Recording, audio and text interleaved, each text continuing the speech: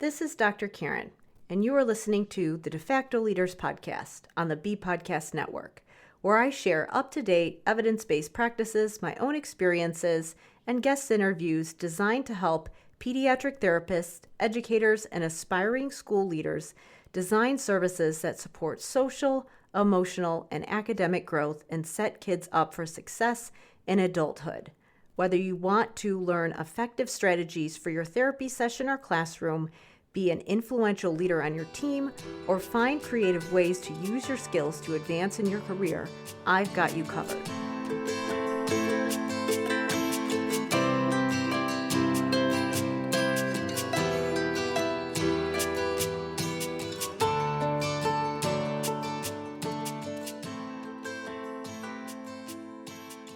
Hey everybody, it's Dr. Karen, and welcome to episode 206 of the De Facto Leaders podcast on the B Podcast Network. In this episode, I'm sharing a Q&A from the Language Therapy Insiders group, which is part of the Language Therapy Advanced Foundations program. So I discuss a number of topics in this Q&A. I start off by discussing reading recovery and cueing strategies for decoding, and make some recommendations for additional information that will give you more insight on this topic. I also share what you can do if you're in a district that uses levels for reading, things like Fountas and Pinnell, which often don't give detailed or consistent information about kids' language skills. Some of this information is in my course, but you should be able to get some good insight from just listening to this Q&A.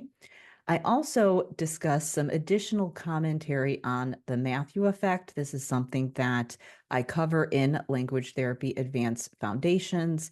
It's something that I start off with explaining because it's really important in understanding how important vocabulary is and how it relates to literacy.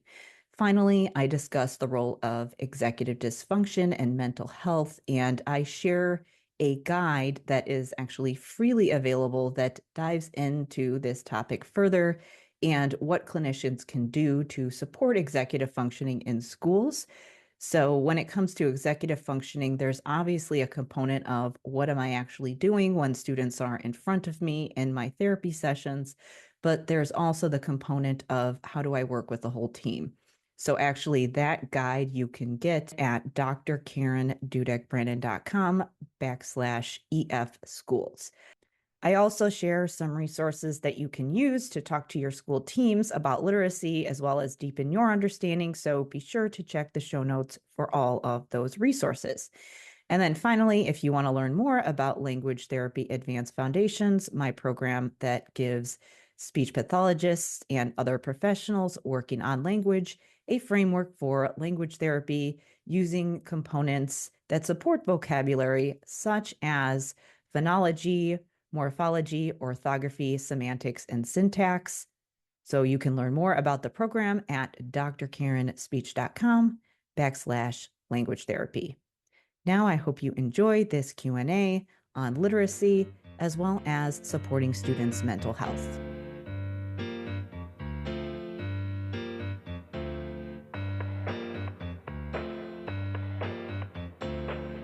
So I'm excited to be here. I've got some really interesting topics to dive into today.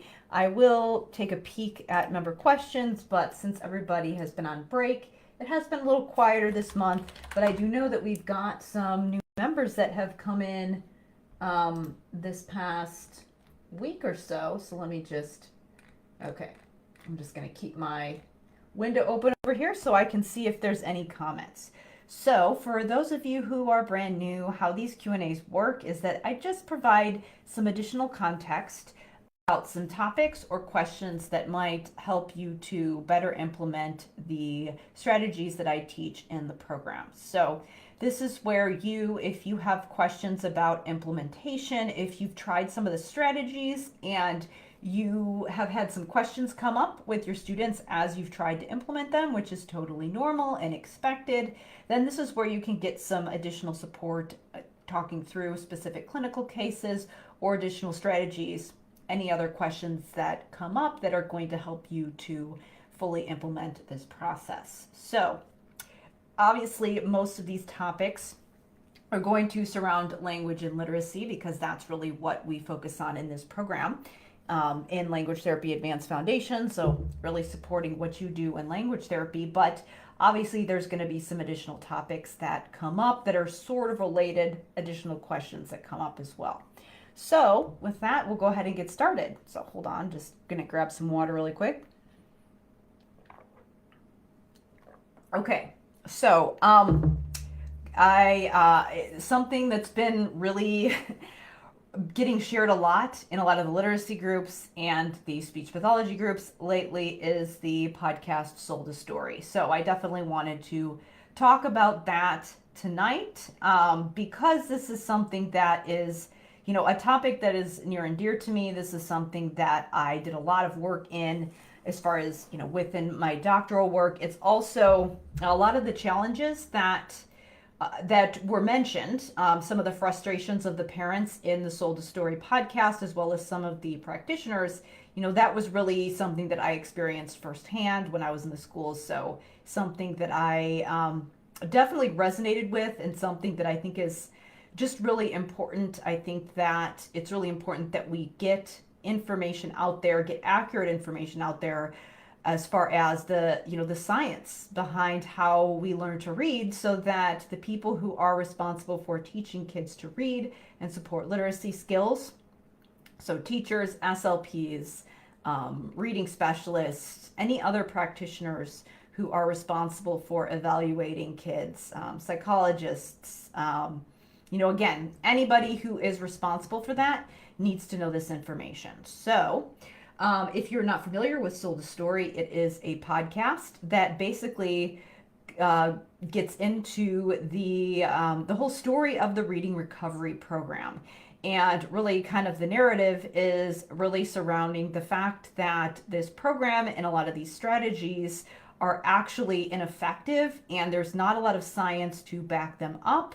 But for some reason, they really caught on, and a lot of districts have bought in, despite the lack of scientific evidence for some of the strategies that are supported by this program or other similar programs that use cueing strategies. So obviously that's a huge problem. I know that when I was working in the school systems, I did have a lot of kids that got referred to me that, again, really needed that explicit instruction. Really, all kids need that explicit instruction. And so if we have a whole language approach, or if we have an approach that doesn't teach kids to actually pay attention to the letters and the sounds and actually sound out words or decode words using word attack strategies, then obviously kids are not going to learn to read effectively.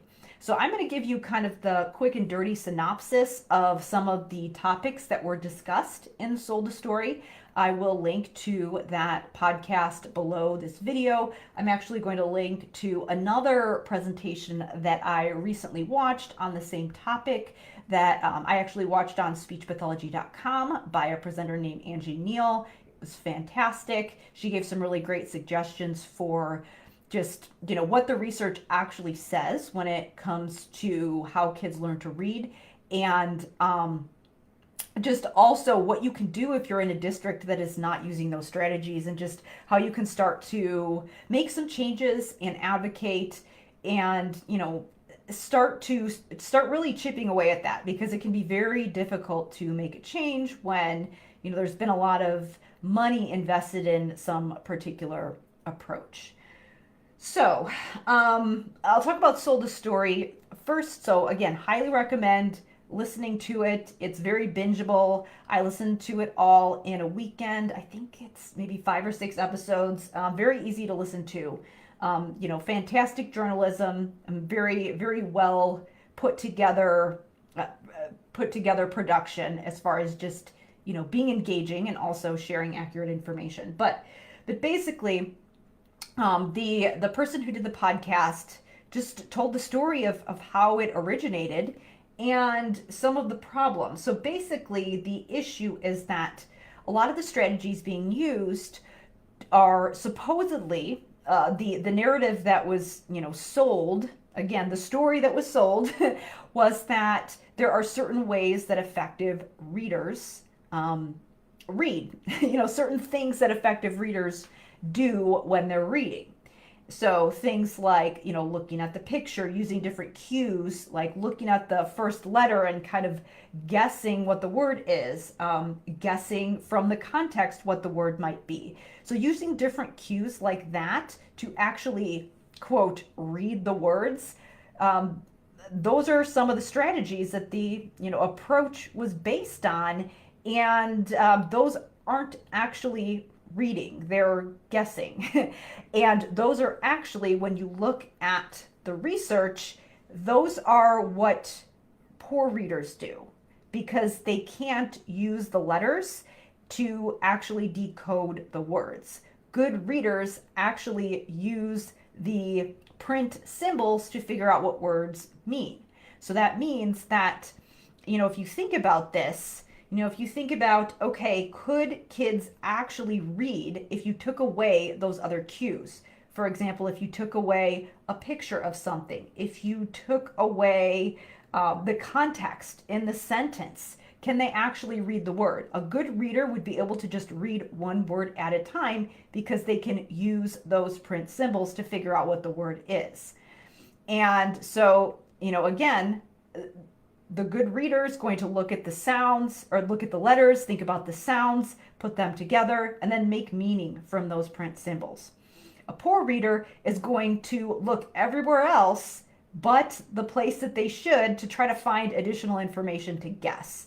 So yes, if you're reading a picture book and there's a picture there, they might look at the picture to try to figure it out because they're just grasping for whatever they can in order to feel successful. Whereas when you take away those cues, they can't actually do it. So, again, those skills or those approaches aren't actually teaching kids to read. So that is hugely problematic. A lot of the strategies being done are not actually effective. So highly recommend that presentation by Angie Neal on speechpathology.com. That is a paid subscription. It's, not very expensive, but I will share that presentation below. And also, again, we'll share the link to Sold a Story. I highly recommend taking a listen. So one of the other things that I wanted to point out is that one of the things that they discussed was the idea of using context to, quote, read a word in a text. So that is different than using a context clue to try to figure out some additional meaning of a word in a text. So for example, what the reading recovery approach is suggesting, what the cueing strategy is that you are just, reading, you come to an unfamiliar word and you use the context to guess what that word is to read it. So that's different from reading and not fully understanding what a word means. So being able to decode the word, but then not really fully understanding what it means and then looking around for additional contextual information to support your understanding of what that word might mean or what its definition is. So that's a little bit different. And the reason why is because with the second example there, you're actually reading the word first, realizing, I don't really know exactly what this word means. Let me look around for some additional information about meaning. So you've already read it. Now you're wanting to support your, word knowledge. That's actually what good readers do and people with strong language skills do, is that as they're reading, they are fine-tuning their knowledge of vocabulary. So, they might read a word and maybe, typically people who are able to use this strategy effectively, they might have a little bit of information about the word. Again, when we think about fast mapping, we're trying to attach as much meaning as possible to words when we are exposed to them. But as we are exposed to words over and over again, we're fine-tuning our understanding of what that word means. So if we encounter a word in a text, and maybe we have some surface level understanding of what it is, but we don't fully have a very solid understanding of what the word means, the contexts where it could be used, we can use that text to add to our knowledge of that word. So again, that's another exposure of a word where we're going to attach some additional meaning there. So the difference there is that you do need some additional skills and knowledge to be able to actually use that strategy. You have to be able to decode the word. You can't just full on guess what word might be there.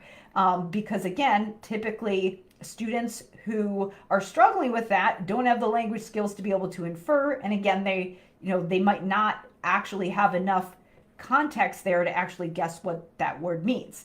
And then the other thing is that typically, again, they might have enough knowledge of the word to maybe be able to figure out how it might be pronounced, or at least an approximation, or, again, they might kind of know what it means, but then they can look around at the context of what they're reading and figure out additional information there.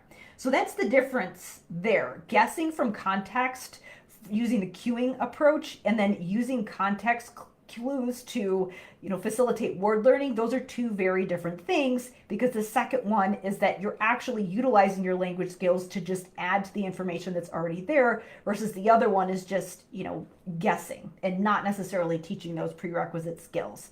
One is for reading, one is for vocabulary learning. So I wanted to point out, again, with this whole idea of the cueing strategy and them, making the claim that these are how good readers read, there's actually some parallels with decoding and also with syntax. So there's some parallels there with, kids who have weak vocabulary knowledge, or who have weak language skills. They tend to use strategies and information that isn't necessarily effective, or it might be effective in some contexts, but it's not really a good strategy because it doesn't work consistently. So those examples that I gave for the cueing strategies that are used for reading, like looking at the picture, again, yeah, will it work some of the time? Sure, maybe there might be some unique examples where you might be able to guess a word from a picture, but you're not actually reading it. So yes, you might be able to come up with the right answer there, but it's really not an effective, consistent strategy, because you're not actually looking at the information and using the skills that you need in order to read that word or to decode that word. But the same thing happens with syntax, because what happens for a lot of kids is that if they don't have a solid understanding of sentence structure and they're not really paying attention to the words in a sentence, instead of actually paying attention to the linguistic information in the sentence, they might rely on additional pieces of information or additional cues that might not be effective consistently, because again, they're kind of grasping at straws. They're grasping for anything that's going to help them to find meaning, instead of actually looking at the words and the linguistic information, or paying attention to the linguistic information if they're not reading but listening. So for example, when you have kids who struggle with complex sentences, a lot of times kids will rely on word order as a cue, which again sometimes works but is inconsistent. What you really need to do to have solid comprehension is actually pay attention to the sentence structure and have comprehension of the words in the sentence, not just what words mean, like the verbs and nouns and adjectives, but also what words are doing. So, for example, let me think of a sentence where things might happen out of sequence.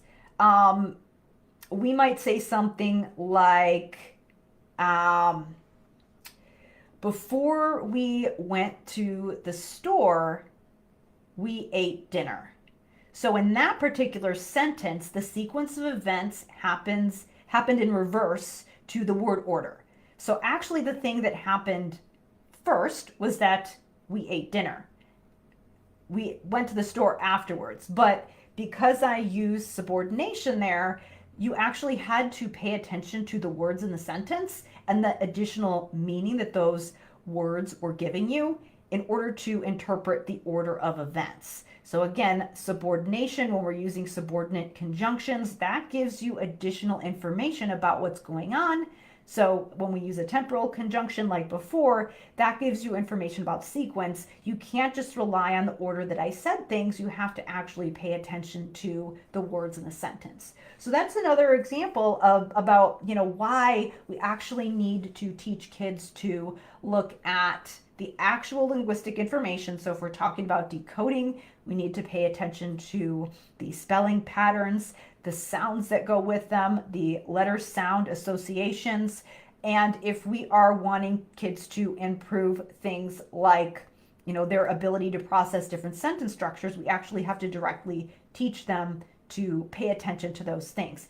That's why when we kind of skim over and we're just, teaching kids comprehension strategies without actually teaching these skills right here, a lot of times kids continue to struggle because they're using ineffective strategies to try to comprehend the language. It doesn't necessarily mean, so again, I know that I have a lot of content out there where I say, stop working on the main idea, stop working on inferencing.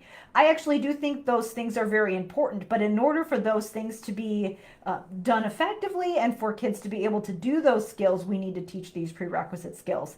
And a lot of times these things can be done simultaneously. The teacher might be working on some of these comprehension strategies while the SLP might be working on some of these language skills. Maybe the SLP is pulling in some comprehension strategies as well, as they're cycling through. So yes, we do want to work on those things, but a lot of times if kids are not making progress with those things, it's because they don't have adequate knowledge of language and syntax. So, or, again, it's hard to comprehend if you don't have good, if your ability to decode is weak. You're not going to be able to comprehend if you're using a lot of your cognitive resources to think about decoding. So your comprehension is going to suffer if you don't have good word attack skills. So that's why, things like whole language, things that don't actually teach kids to pay attention to the letters and sounds, they're not actually going to work for a lot of the kids on your caseload.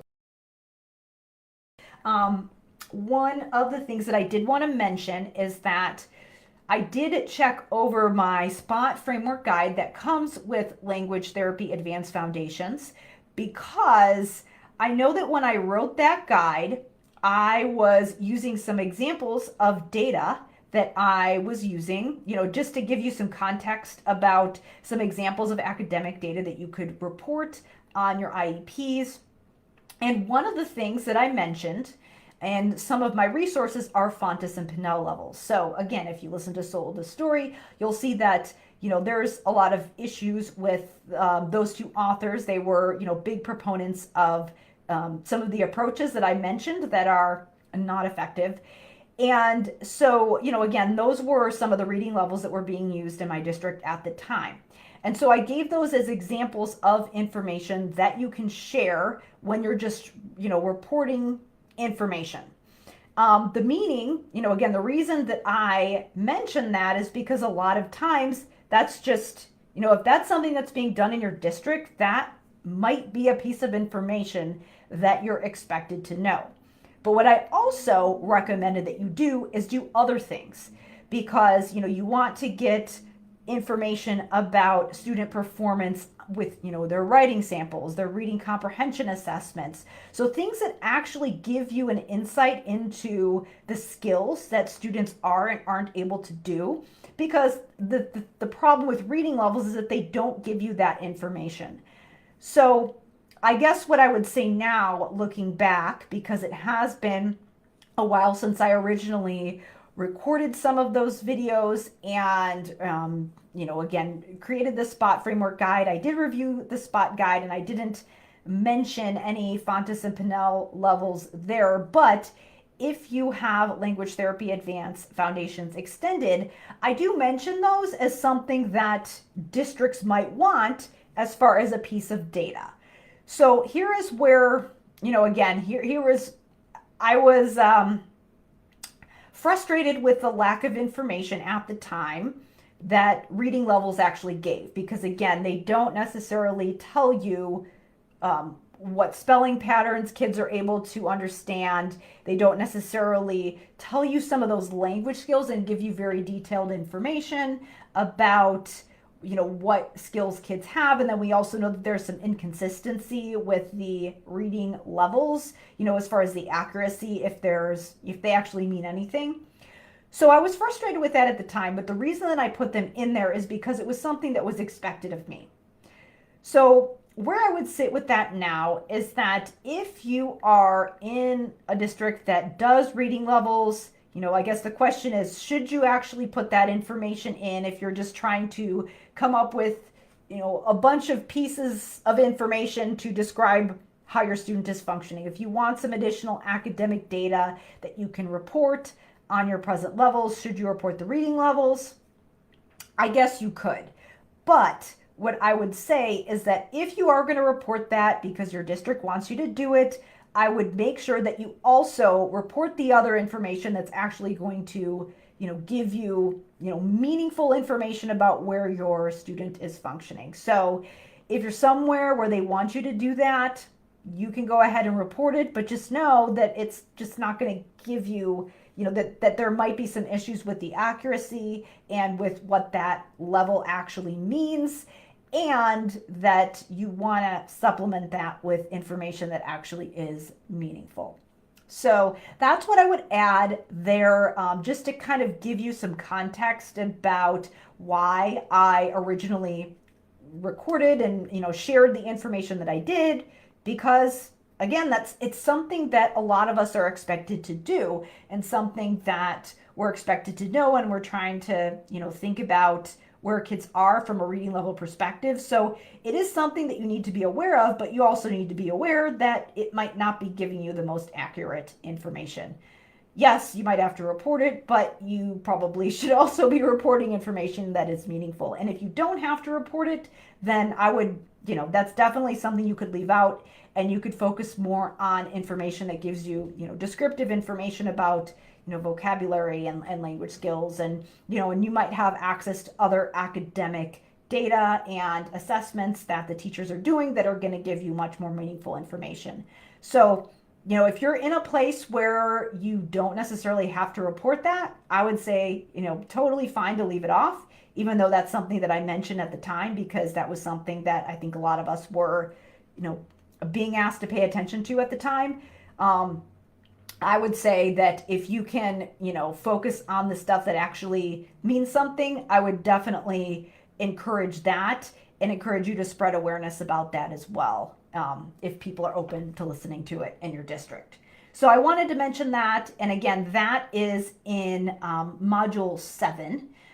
In Language Therapy Advanced Extended. And I do have some information in the spot guide about collecting academic data, but I don't really get into Fountas and Pinnell levels in the spot guide. It's more if you have the extension modules that go along with the spot guide. So wanted to share that there just so that you can kind of navigate that, because I think this is, again, really important information for us to all know, that a lot of that information about reading levels is just not necessarily super helpful as far as, understanding where kids are as far as their language skills. So some other things that I wanted to mention, in addition to the reading levels, I wanted to talk about the Matthew Effect video that is in Language Therapy Advanced Foundations. There is a video where I'm talking about the Matthew Effect, and I have a graph where I say, okay, if a child, if you have a child with strong vocabulary and they're learning, 5,000 words per year, and you have a child with weak vocabulary and they're only learning 300 new words per year, here's what the progression is going to be over, the course of, their elementary years. So some people have asked me about what, the references for that particular graph. So basically, you want to think about that graph as in, some kids, it is possible in the early elementary years for kids to learn, I've seen anywhere from, and some of the literature, 2,000 to 3,000 words per year. I've heard that they can learn up to 5,000. So there's a number of different statistics out there. And then typically for kids who have weak vocabularies that are not able to learn words through the context of, texts as effectively, it can be, in the 300 to 900 word range per year. So it is likely that it's not necessarily going to be the same every year. So you want to think about that chart as just a metaphor for what can happen. There are specific stats that I use to kind of show hypothetically what could happen, but just be aware that we're always getting more information about what the amount of vocabulary kids are learning every year. We what vocabulary development looks like at the elementary years is highly variable depending on what's going on in that child's life. What words that they know are going to be are going to vary based on their geographic region.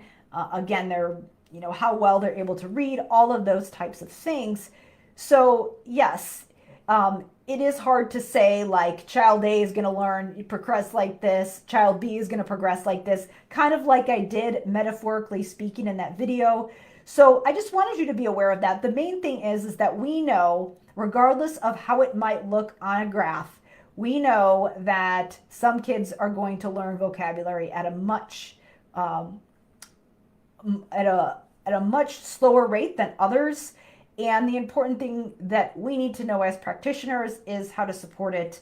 And really building literacy is going to be a huge key area for that, because if kids are not reading, then there is going to be that Matthew effect, because they're going to be less likely to have that exposure to vocabulary. So keep that in mind as you're interpreting that chart. There has been some new information that has come out about how vocabulary, what vocabulary differences look like as far as exposures and things like that.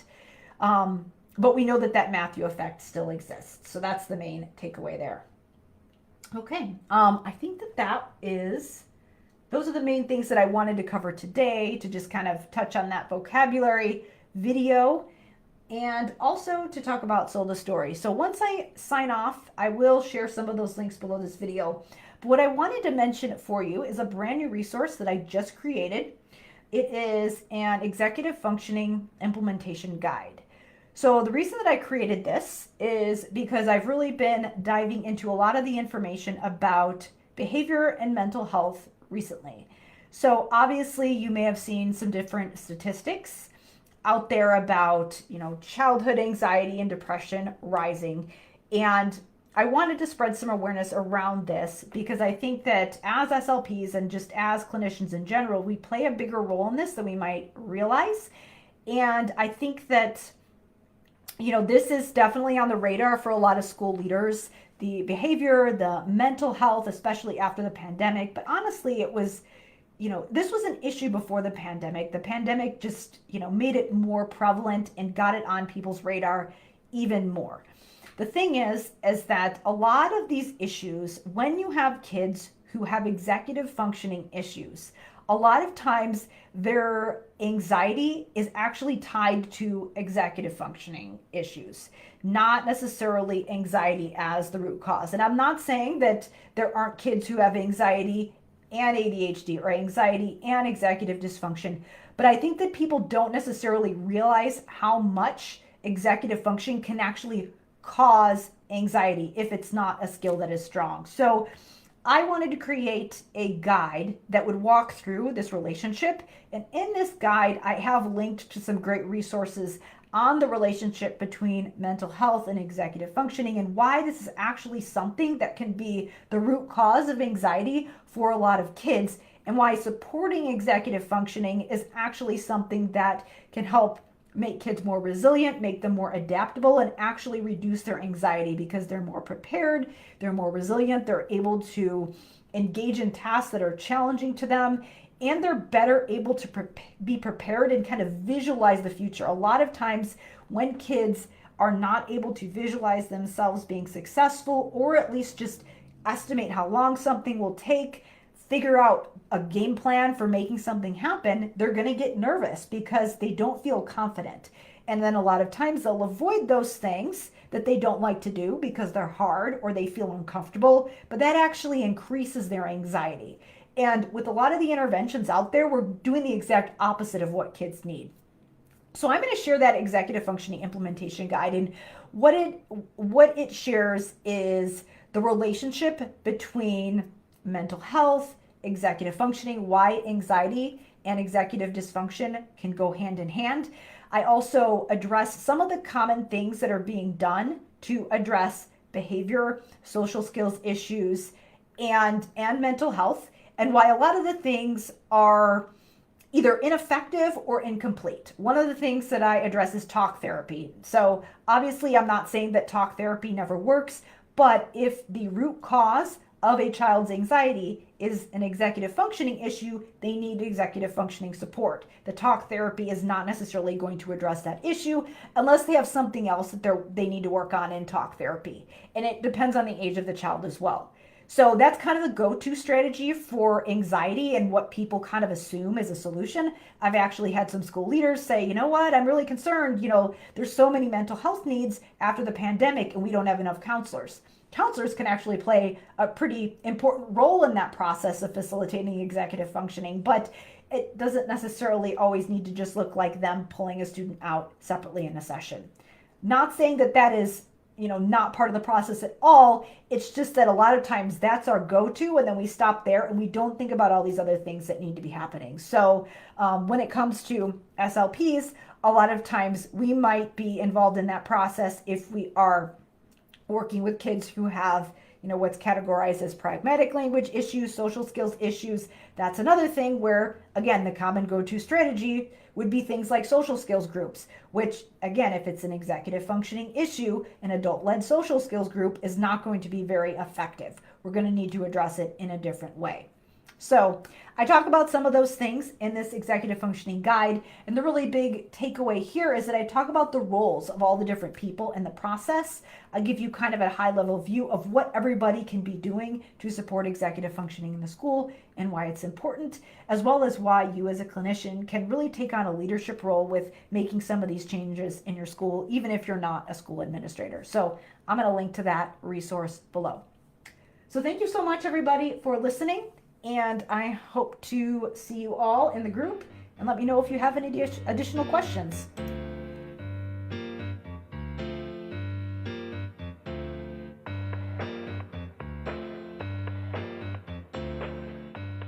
Thank you so much for listening. Be sure to check the show notes for all of the links where you can go to learn about all of the great resources that we mentioned in this episode, as well as where you can go to learn more about Language Therapy Advanced Foundations, my program that helps SLPs and other professionals working on language to create a system for language therapy. You can learn more about the program at drkarenspeech.com/language therapy. As always, thank you so much for listening. It helps me so much if you leave me a rating or review wherever you listen to your podcasts. And if you found this useful, please feel free to share it with your friends or colleagues. If you are interested in being a guest, if you would like to invite me to be a guest on your show, or if you have a suggestion for a guest, please send me an email at talktome@drkarenspeech.com. Thank you for listening, and I will see you next time.